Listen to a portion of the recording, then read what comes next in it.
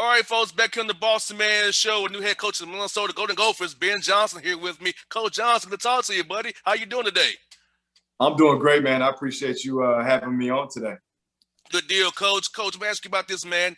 You're going back to coach at your alma mater, man. As the head coach after playing there, man. Being an assistant coach there. Now you're the head man. How's it feel coming full circle now? It feels awesome. It's kind of surreal, growing up here and seeing this program through all its different stages, playing here, then being an assistant coach here for 5 years and not being able to circle back and become the head coach is kind of crazy. I think if you would have told me that, 20 years ago, that was going to be the trajectory and the route, I would have said you're nuts. But like I said, to be here, I just want to do my part, work hard every day, develop, my staff, develop this roster and see what we can do and defy the odds and do a lot of things that people probably don't think we can. And Coach, I'm asking you this, man, during your playing career, at what point did you say to yourself that you want to get into coaching and become a head coach eventually? I know I was love to know, like, when was that point for you to say, hey, this is my path. I want to become a head coach eventually here after playing all these years?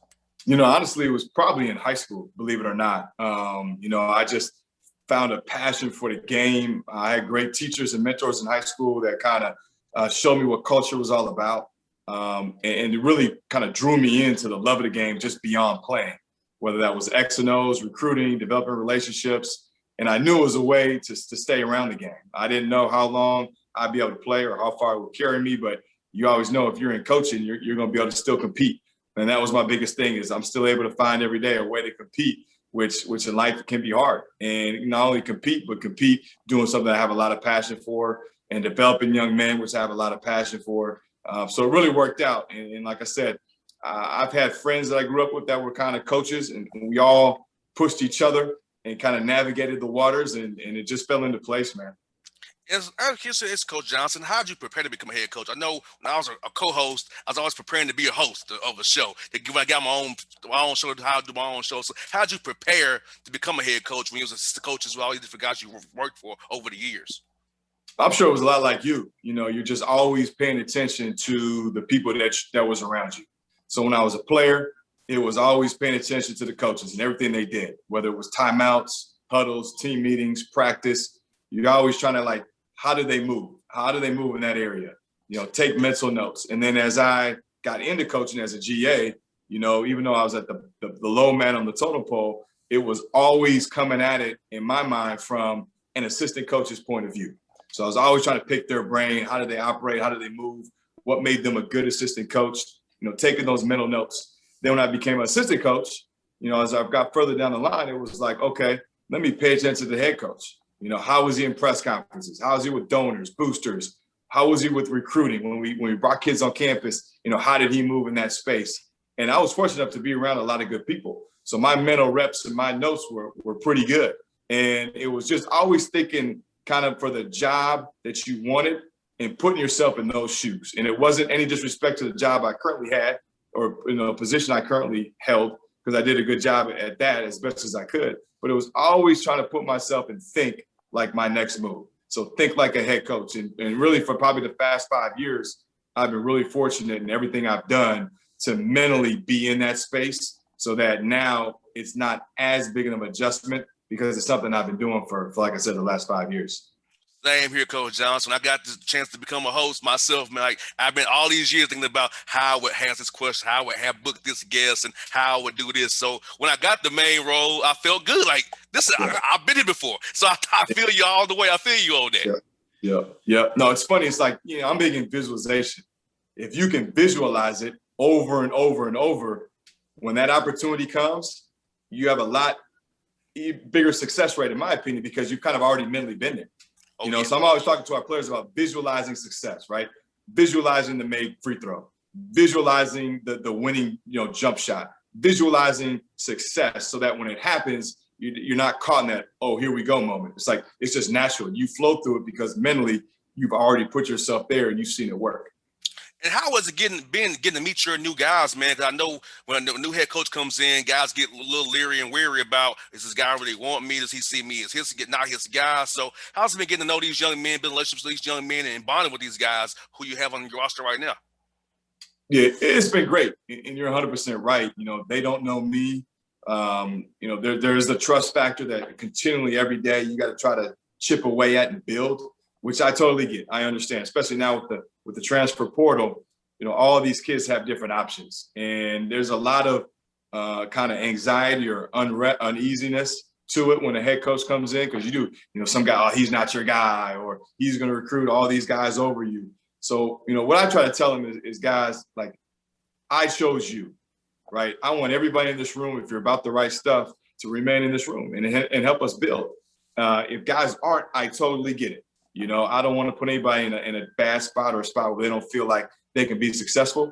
But I just wanted to try to make sure they all knew that it's my job to kind of meet them halfway as the head coach and to explain my vision, explain my culture, to build the trust from myself to them.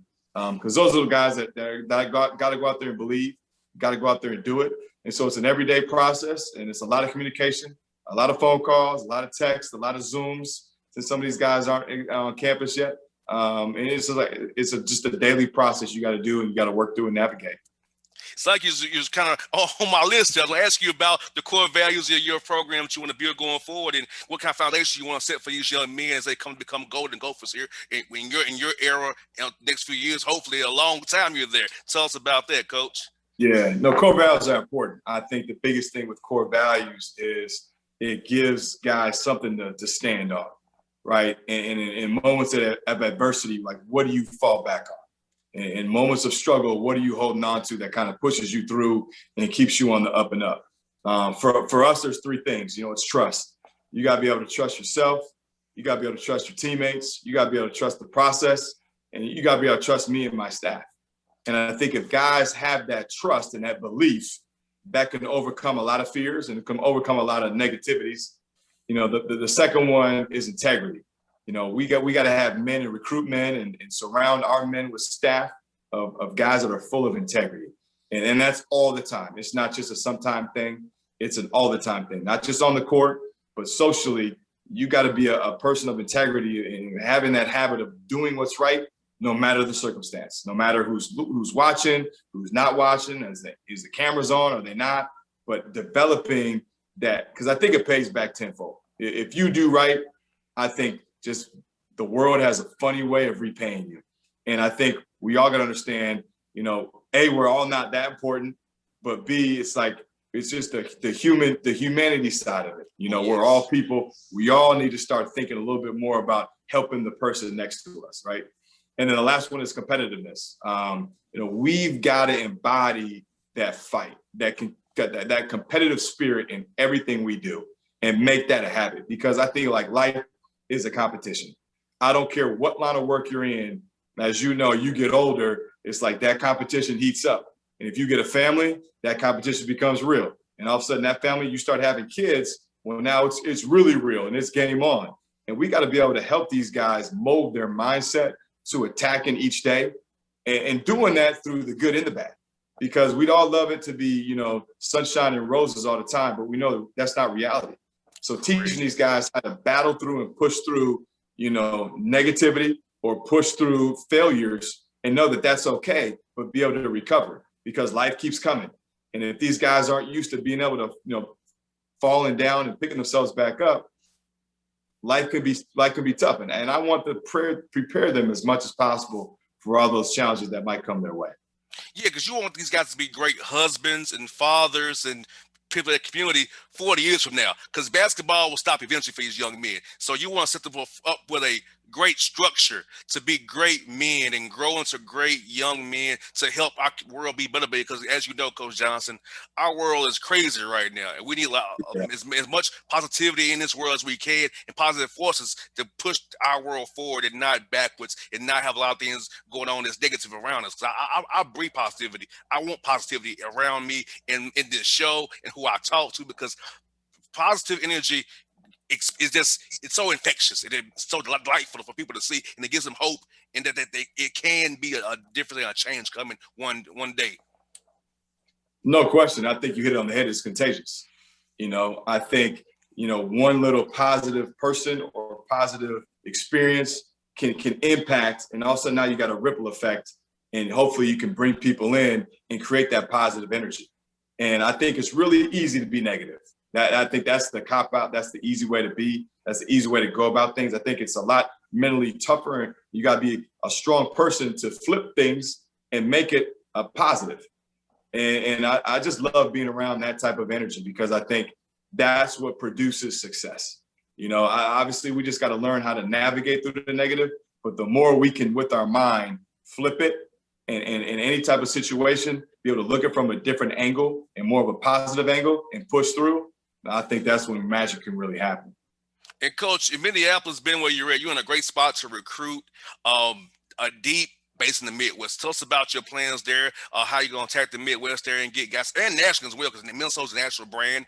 It's an easy flight from Atlanta, of course, up to Minneapolis. Yeah. So, guys in Georgia, you may want to take a look up there. Coach Johnson, please, to take a look at him. So, yeah, Coach, tell us about your plans in that regard, man.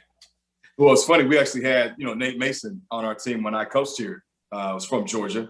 I worked at Xavier before I was here, and I don't know if you know Jonas Hayes, yep. But Jonas Hayes is an Atlanta dude. I mean, he's so Atlanta, so Georgia. It's unbelievable. So I know there's great players. We had DeJuan Odom on our team. So there's great players across the country. Now, obviously, if we have a hot year in state, we want to try and keep those good in-state players home if we can. But if not, we're going to take our brand across the country. I don't want to limit where we're going to recruit and who we're going to recruit, as long as they're the right type of character kids that fit our system, fit our school, and fit our program. I think that's the exciting part about building, is you can kind of mold a team early into the identity and the culture that you want. But with that comes a lot of, pressure in terms of you don't want to make mistakes, especially early. You want to fill that water glass with the right type of people, with the right culture that have the right values, because then you can really you lay that good foundation based off that. I think it takes off. So we're gonna do a great job of not only in state but nationally, just finding the right guys that fit our system and fit how we want to play. Coach Johnson, thank you for your time today, buddy. Hope to do this again with you real soon. If you come down here to recruit, man, look me up, man. Hope to bring in studio down here, man. Get some Waffle House, some good spawn divots around here. Whatever you like, Coach, I got you, man. I'm the food connoisseur of Atlanta, man. Jonas ain't got nothing on me, man. He ain't got nothing on me, Coach. I appreciate it, man. Thanks a lot for having me on. Coach, be good. Talk to you real soon, brother. Be safe now. You too. Thanks, man. See you now. All right, see you.